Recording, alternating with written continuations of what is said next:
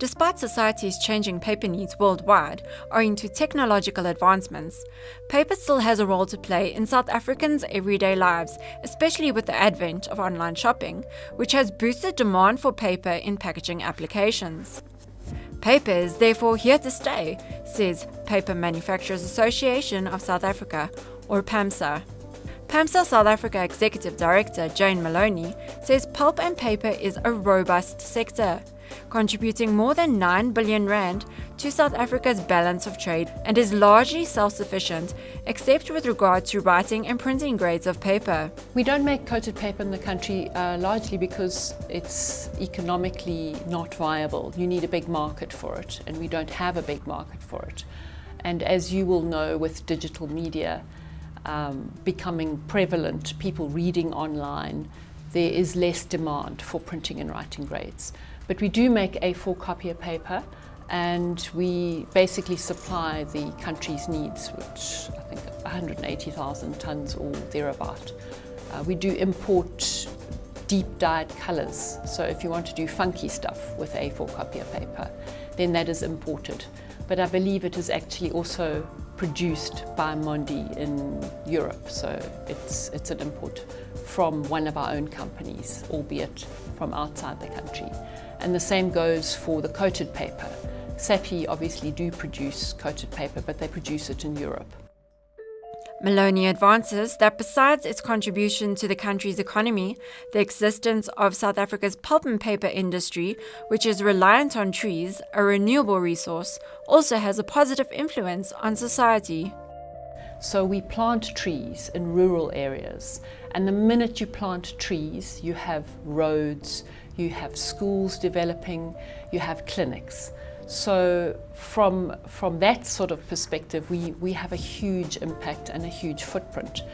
We also employ, if you look at us from planting trees right the way through to making paper and then recycling it, we employ over 150,000 people in the entire sector. Ensuring the upliftment of those employed by the sector, PAMSA employs a ladder of learning, which includes the recognition of prior learning, adult-based education and training, and guarantees that students that enter the industry are equipped with the correct knowledge. Maloney acknowledges the significance of technology, but stresses the vital role people play in the manufacturing process and thereby the need for proper training. We work a lot with the fibre processing and manufacturing SETA, so that's the Sectoral Education Training Authority. And what we do is we will ensure that companies get money to assist with training programs, and we also actually develop the curriculum for those training programs. So that way we make sure that our sector has tip-top people and we extra productive, extra efficient, because our biggest challenge is actually a lack of raw material. So we have to maximize what we have and be more efficient and more productive with it. Complementing this focus on productivity, Maloney also highlights the role of recycling in the pulp and paper industry, owing to its lack of fibre. We were promised 100,000 hectares of trees back in 2008 when we signed the Forest Sector Transformation Charter, and to date we've probably planted about 12,000 hectares, which is not a lot.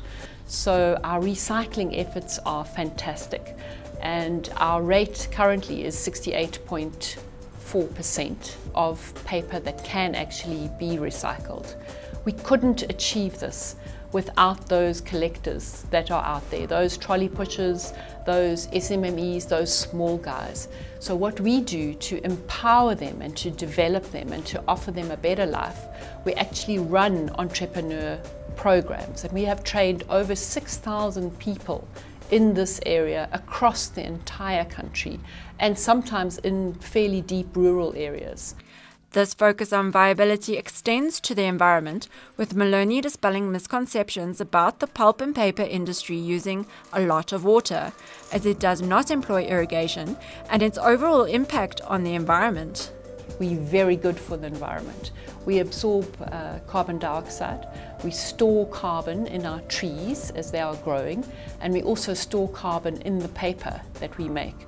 So in actual fact, because the electricity in South Africa is largely generated from coal and from fossil fuels, it means that if you have a document that you're going to read often, it's much better to print it and reread it and reference it from the printed document than it is to keep firing up your computer. Because every time you fire up your computer, you're consuming electricity and you're emitting CO2 into the atmosphere.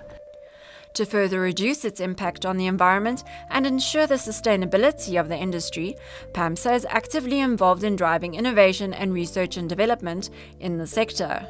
The Paper Manufacturers Association has a process research unit, and we put in excess of R1 million every year into pre-competitive research. So what we do is we develop building blocks which can then be used to develop innovative products, to streamline production, to make a mill more efficient, develop green chemicals, all sorts of exciting products. Maloney says the industry has had to develop new products to remain sustainable amid a changing business environment, producing products for a myriad of applications such as viscose fabric, food and beverages, health and hygiene products. So we make things like lignosulfonate from the lignin, and you can use that to as a dust suppressant. You can also use it to improve the flow of concrete, cement, things like that. You can make bioplastics as well. We're not doing it in this country, but we are now making green chemicals. SAPI are involved in producing green chemicals, so in extracting sugars from the waste, from the waste black liquor, which would normally go straight into your recovery boiler. And the exciting thing about that process is that it actually frees up additional capacity in your pulp mill to produce other products as well as adding value add. Paper will be with us always, no matter what or how many naysayers there are. We will always have paper.